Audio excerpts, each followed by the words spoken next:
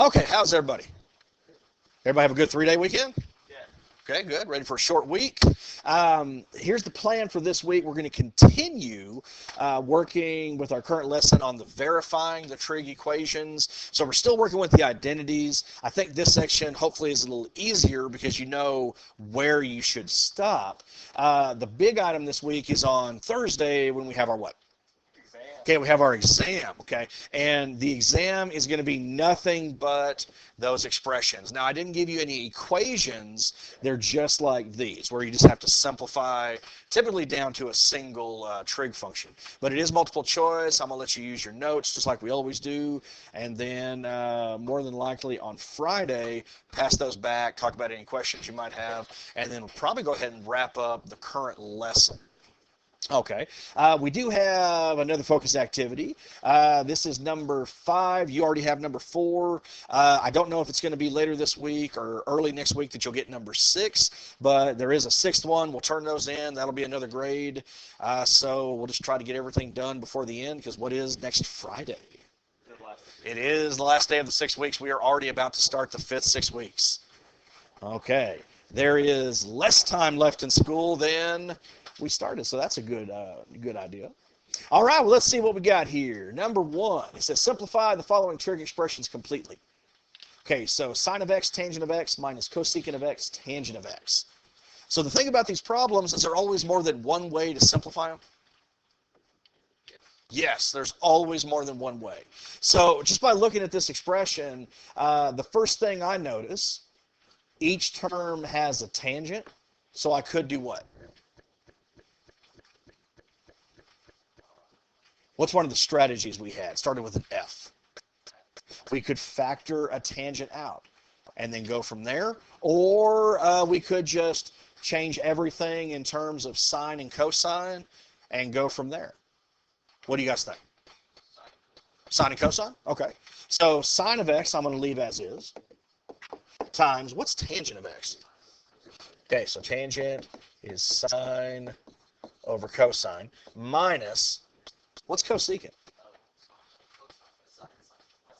1 over sine. There we go, by our reciprocal identity. So 1 over sine of x times, tangent, of course, again, is sine of x over cosine x.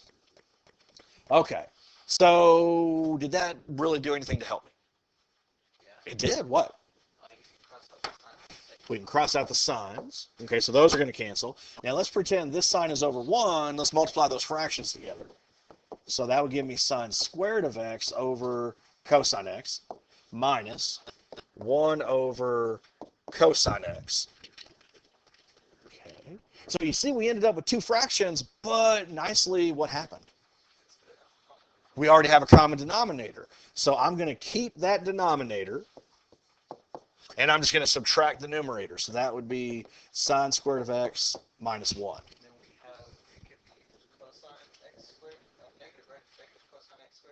That's a good question. He said, would it be negative? That was the question.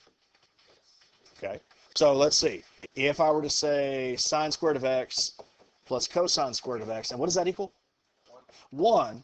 So I'm wanting to show sine squared minus 1. So if I subtract the 1 over sine squared of x minus 1, but see, I still have the cosine, he's absolutely right. It would be negative. So I can replace this with negative cosine squared of x. That's over cosine of x. And what can I do now?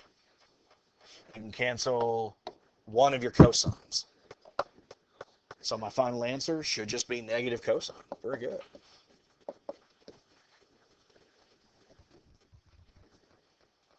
Okay. And that's the thing about these problems. Sometimes it might take 1 or 2 steps, you got your answer. Sometimes it might take a few more. And that's okay if it takes a few more. Okay? As long as you're following those rules, you should be perfectly fine. Okay, number 1 rule, don't get frustrated. If you start to get frustrated, maybe go back and try another strategy. Okay. All right, let's try number 2. Now, there is something I would go ahead and do here. I would probably focus on this guy first. I would go ahead and expand him. Okay. So what are you really doing when you square something? You're multiplying it by itself, right? So sine of x minus cosine x squared, that would just be sine of x minus cosine x times sine of x minus cosine x. And this might be easier for some folks. There is a way to multiply with them together, and I don't know if I've ever talked about it in here, but I will in a minute. How do we multiply two binomials like this? What's that acronym? FOIL. What's FOIL stand for? First, outside, inside, last. Okay, so I'm going to multiply the first term of each group. So, Rhett, sine times sine. That's sine squared. Now we're going to multiply the outside. So, sine times a negative cosine. There you go. I mean, they're not the same trig function, so the best we can do is just write them together as a product. Now, would minus sine cosine be okay? Does the order matter? No, order does not matter. So there's the first, there's the outside. So if those terms are the outside, then those have to be the inside. But what do you notice? Negative cosine times sine. Yeah, it's going to be another negative cosine sine. And then we multiply the last term of each group. So negative cosine times negative cosine. Brandon. Negative cosine times negative cosine. Oh, cosine. Oh. Squared. There we go. And to be positive. So plus cosine squared of x.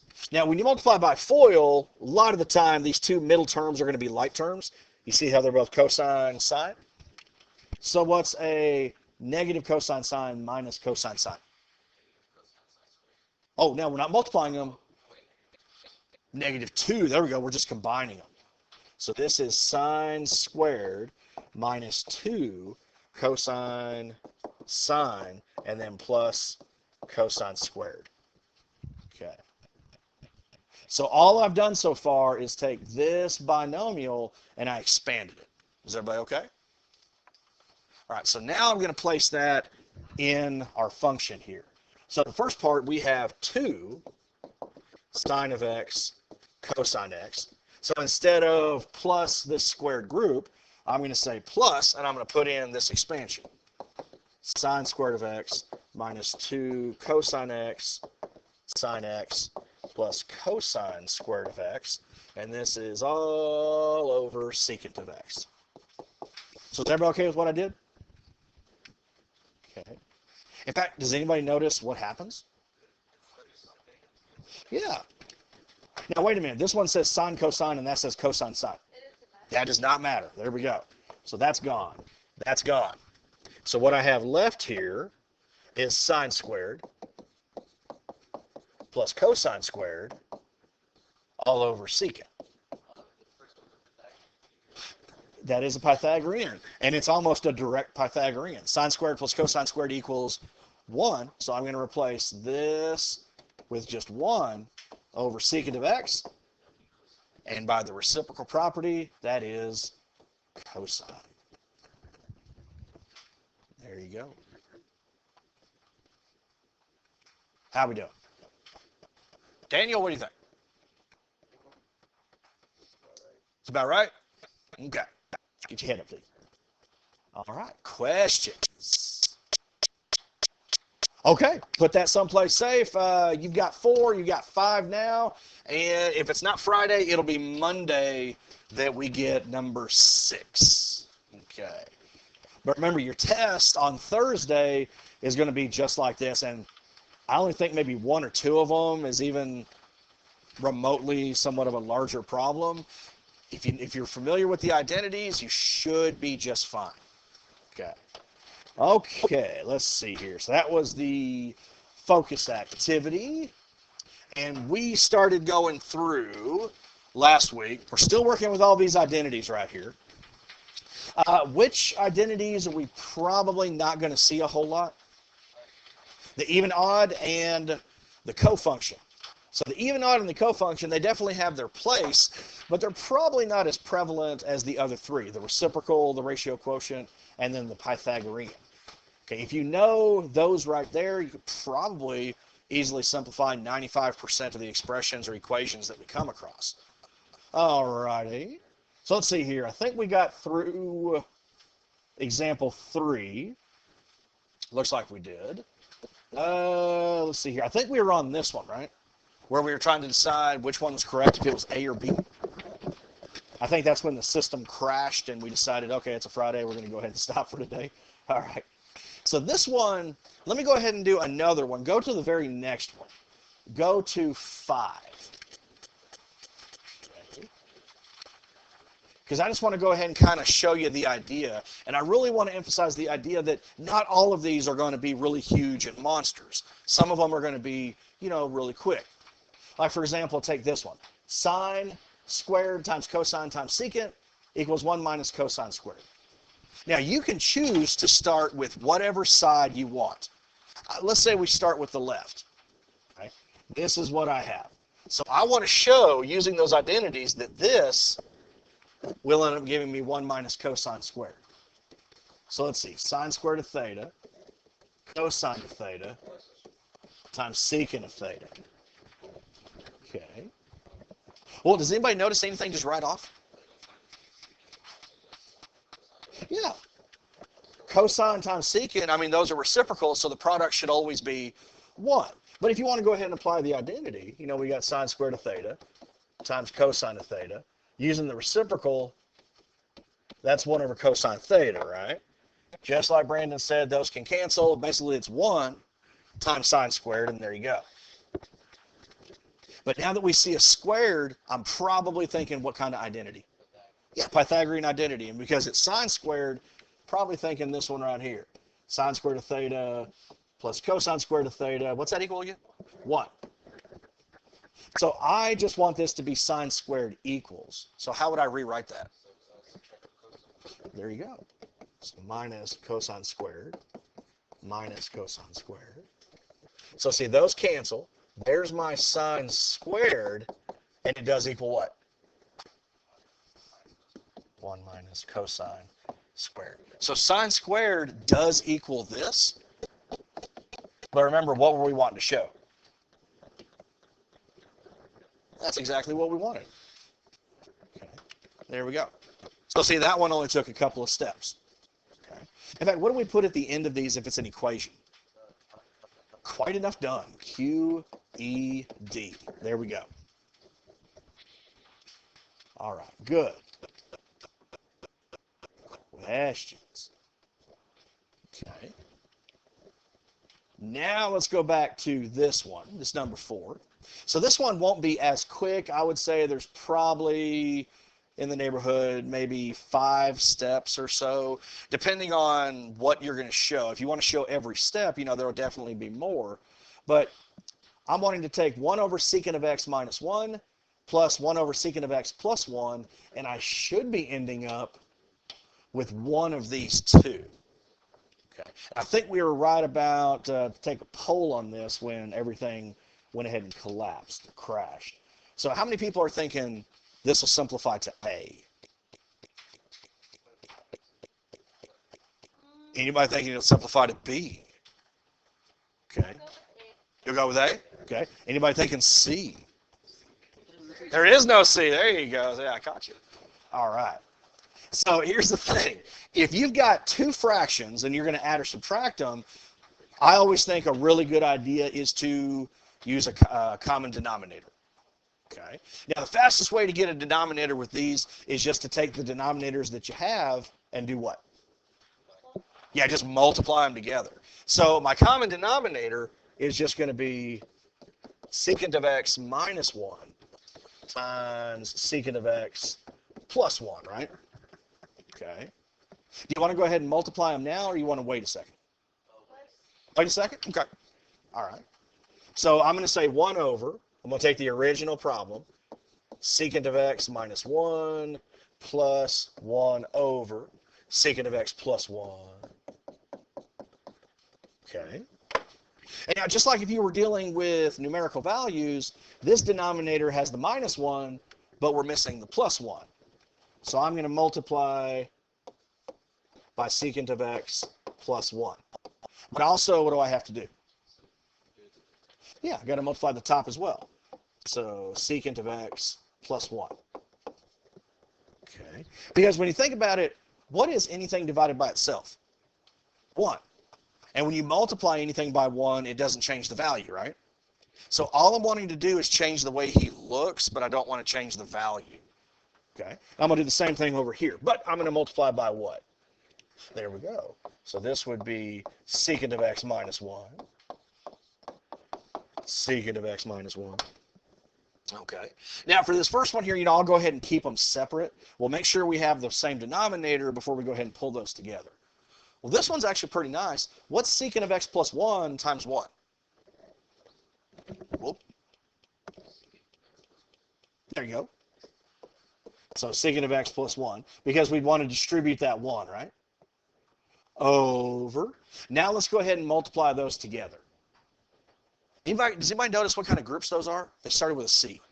They're conjugates. So when we multiply conjugates, we get difference of squares. So if you recognize them as conjugates, we only have to multiply the first and the last. If you go ahead and use FOIL, you'll notice your like terms are just going to cancel. So let's see, what's secant times secant? So that's secant squared. And what's negative 1 times 1? Negative 1. Okay, and then we've got the plus. And I'm going to do the same thing here. What's 1 times secant minus 1? Just secant minus 1. Okay. Secant of x minus 1. Okay, over. Well, if I multiply these again, I'm going to get secant of squared. Oh, I forgot the x. Minus 1. Okay. Is everybody okay with what I've done so far? Just a little bit of algebra to get a common denominator. Okay. Now let's combine those. Everything's going to be over secant squared minus 1. But now we want to pull these guys together. Okay. So let's see. We're plussing, so we're not going to have to distribute or anything. So what do you think? What's a secant plus a secant? What's that? 2 secant. It's just like if you were adding or subtracting a variable. 1 secant plus another secant would be 2 secant. Now, what's 1 minus 1? There you go. Now, those are going to cancel. Okay. Now, take a look at what we have so far. I've got 2 secant over secant squared of x minus 1. Okay. Look at what starts to emerge. Which one are we leaning towards, A or B? Why are we leaning towards A? What appeared that A has? The 2. See, my final answer has to have a 2. And maybe once you start to realize that, okay, the 2 has to stay as is, but somehow I've got to rewrite secant over secant squared minus 1 to get cotangent cosecant. That is Pythagorean. In fact, what is that? Okay. So that would be 2 secant of x over tangent squared of x. Does anybody want me to write out the Pythagorean to show you that? Yes, okay. So what was the original Pythagorean? It was 1 plus tangent squared of x equals secant squared, right? And if it helps you to write this over to the side, before you perform your substitution, you'll please do so. So I want to show secant squared minus 1. So I'm going to subtract the 1. Those cancel. So there's the secant squared minus 1, but it equals what? Tangent squared. See, all I did was substitute. I took the secant squared minus 1, and I replaced it with what it equals. Took one out, placed the other in. Okay.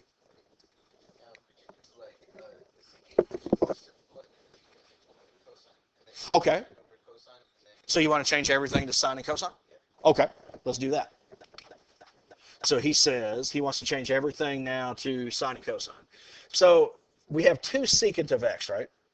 So that would be 2 times 1 over cosine of x.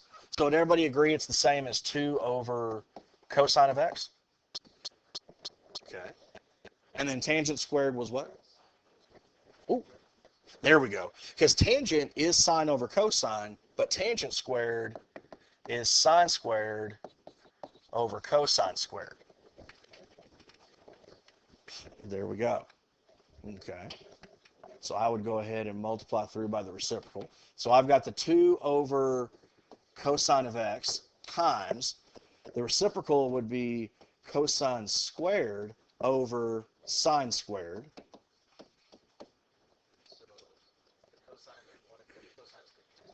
Okay. So one pair of cosines is going to cancel. Now remember, which one are we thinking? We're now leaning towards A, right? 2 cotangent cosecant. Okay. So what I have is 2 cosine over sine squared. How can I get a cotangent cosecant out of this? That's exactly right. We're going to get a little creative with this. Everybody agree that what we have right now is 2 cosine over sine squared? Okay. Well, what if I wrote it like this? What if I said 2 cosine of x over sine times 1 over sine?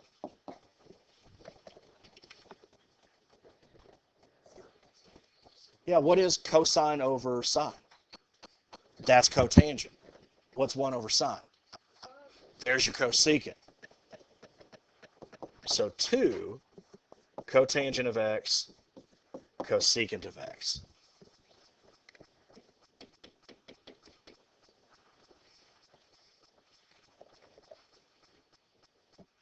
So like I said, we got a common denominator. So 1, 2, 3, 4, 5, 6, because I went ahead and showed the steps as I went through. So not horrible. Okay. Remember, just take it one step at a time. And that's why this section is going to be a little easier, I hope. You're going to know where you should stop. You're just trying to make one side look like the other. Okay. Any questions? How do we do?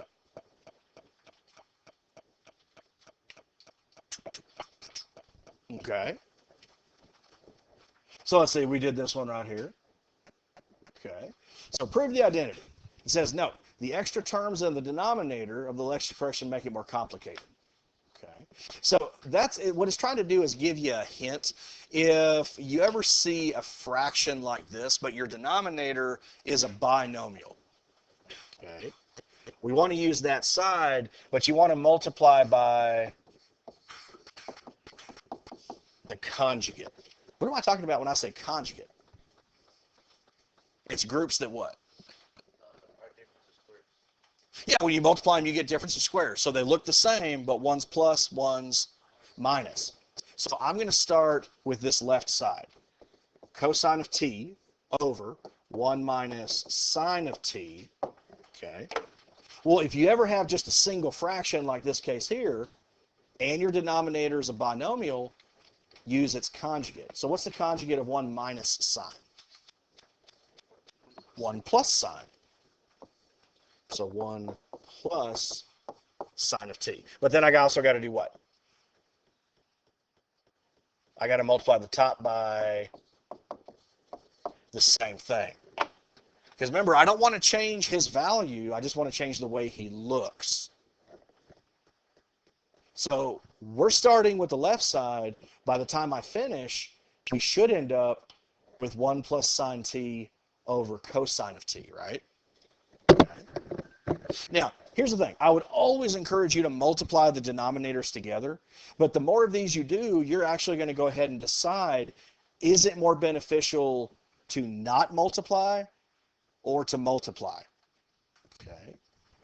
So I'll let you kind of think about that for just a second. Let's get the denominators going. These are conjugates. So can anybody tell me what my difference of squares would be? Oh, okay. Who said it? Was it Angel? Angel went straight to it because he knows. Okay. Well, let's go ahead. When you're multiplying conjugates, remember, you only have to multiply the first and the last. So what's 1 times 1? 1. What's negative sine times sine? Negative sine squared. So is everybody okay with why Angel just immediately went cosine squared? He recognized that as a what? A Pythagorean identity. Okay, so I'll write it out in just a second. Now, let's think. Should I actually multiply cosine through? Should I distribute, or should I leave it just as a product? I'm thinking leave it as a product, because look at what you're having to end up with. What's in the numerator? 1 plus sine t, and you've actually got that right there. There we go. That's exactly right.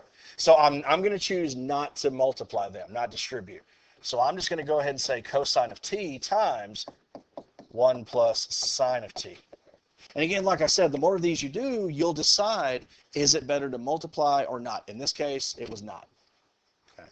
So now, 1 minus sine squared. So let's go back to my Pythagorean identity. We know that sine squared of t plus cosine squared of t is equal to 1. So I want to rewrite this so it looks like 1 minus sine squared. So I'm going to subtract the sine squared.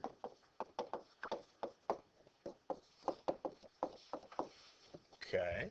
Opposites always cancel. So here I do have the 1 minus sine squared, but what should that equal? There's the cosine squared. So I'm going to take this denominator, the 1 minus sine squared, and I'm just going to replace him with cosine squared. So I've got cosine 1 plus sine. See, I've still got the numerator, but 1 minus sine squared, cosine squared. That's exactly right. So if you recognize 1 minus sine squared as cosine squared at the beginning and you just put that as the denominator, could you just cancel it out like this? Oh, absolutely, yes. Absolutely. Okay. And that's the thing. If you feel you need to go ahead and write out the entire step, please feel free to do so. But if you feel confident enough where you don't have to, like Angel, immediately before I wrote it out, went to cosine squared, perfectly fine. That's fantastic. So I'm going to go ahead and say this cosine cancels with 1 below. And you'll notice I do have 1 plus sine of t over cosine of t, which is exactly what we were wanting. And what am I forgetting? What do we always put at the end? Quite enough done. QED. Okay, how are we doing? Anybody have any questions? Remember, this substitution right here, think about it in terms of just a numerical problem.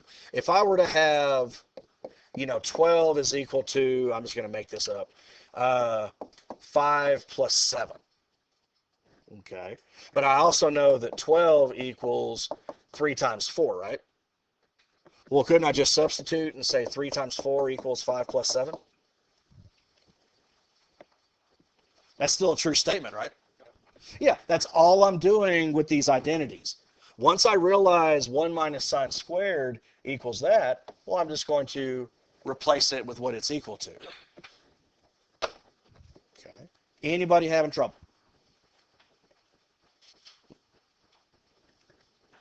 Okay, let's see what else we got.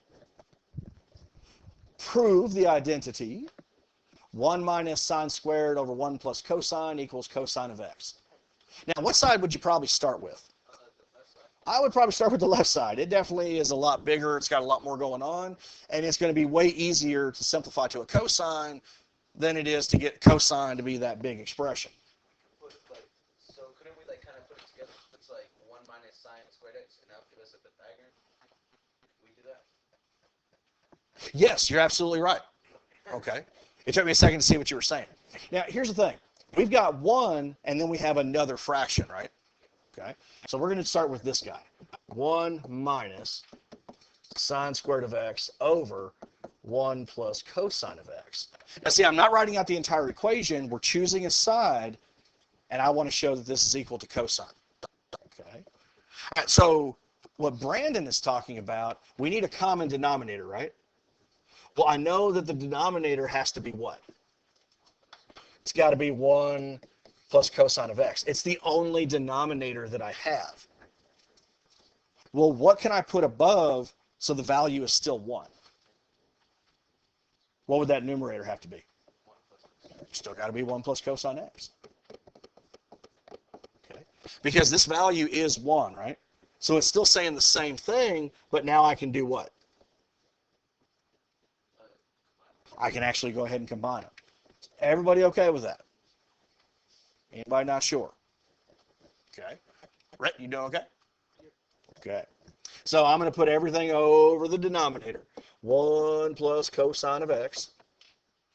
So let's see here. I'm going to have 1 plus cosine of x minus sine squared of x. Okay, so what do you think now? Okay. Well, because you could have 1 minus sine squared x could be a cosine, right? There you go. That's exactly right. It doesn't matter that they're separated by another term. I could rearrange the terms. I could say 1 minus sine squared plus the cosine of x over 1 plus cosine of x. Because we actually just saw a moment ago, what is 1 minus sine squared? It's cosine squared by the Pythagorean identity. So I'm just going to replace that part with cosine squared plus cosine all over 1 plus cosine of x. And now we're pretty much there. Now, we can't cancel yet. It's because of the pluses that we can't do that. But think about what's another strategy that we've used before. It starts with an F. There you go. We could factor out a cosine. Okay. So is everybody okay how we got here? Okay. So let's see. The trick is when you pull out a GCF, if I know I'm pulling out a cosine, if I were to multiply it back, I should end up with the original statement. There you go. Cosine times cosine would give me cosine squared, and then cosine times 1 would give me cosine, right? And this is all over 1 plus cosine of x. See, now what can I do? Yeah, I mean, 1 plus cosine is cosine plus 1, right? So yeah, if you want to write an extra step to go ahead and do that, but the common groups cancel, we have what?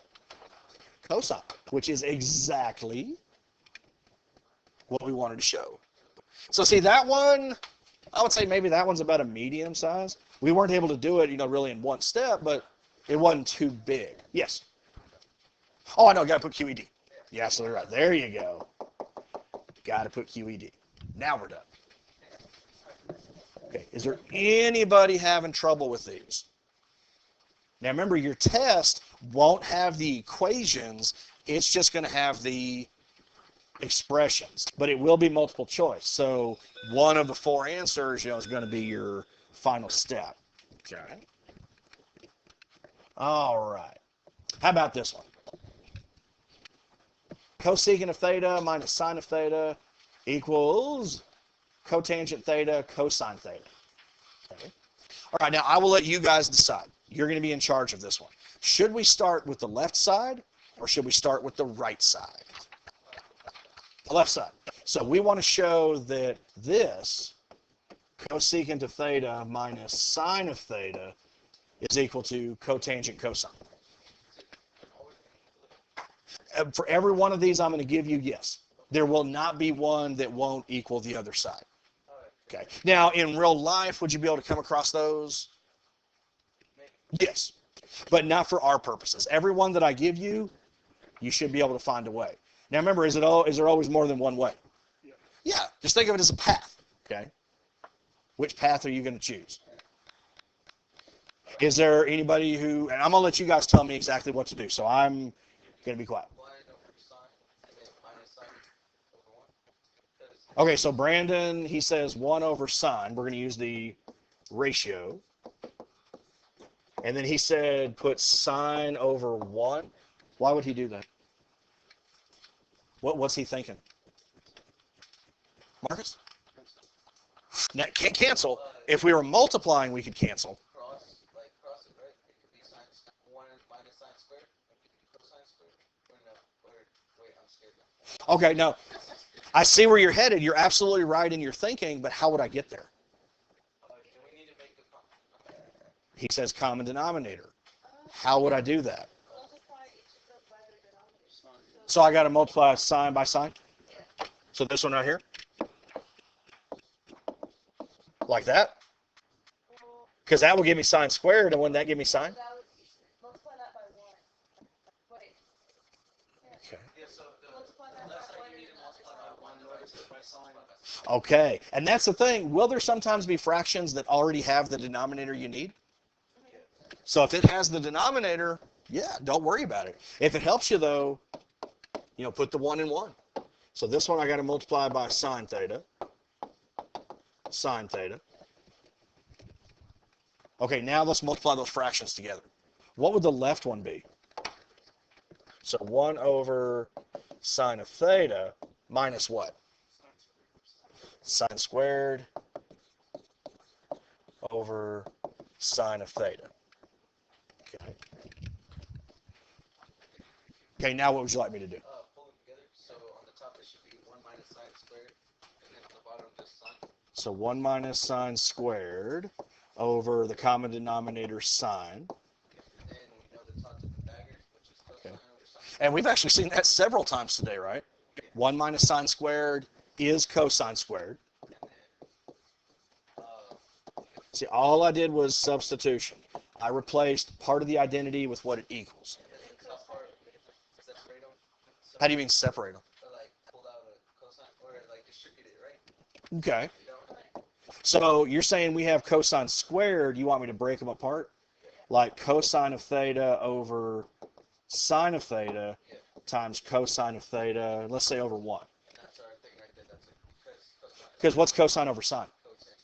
That is cotangent times cosine. That is exactly what we were wanting to show. There you go. QED. Very good. Very good. Any questions? Yes. Oh, you got to go for softball? Okay. Any other questions? Can you go to softball? Okay. Oh, we're within the last 10 minutes. In fact, we got about 5 minutes in the bell ring. Sorry. Time flies when you're having fun, right? There you go. Okay, so we'll stop there. I actually think we're pretty close. I think we have one more example, and then we have our assignment. Okay. Now, the assignment's going to be due on Friday.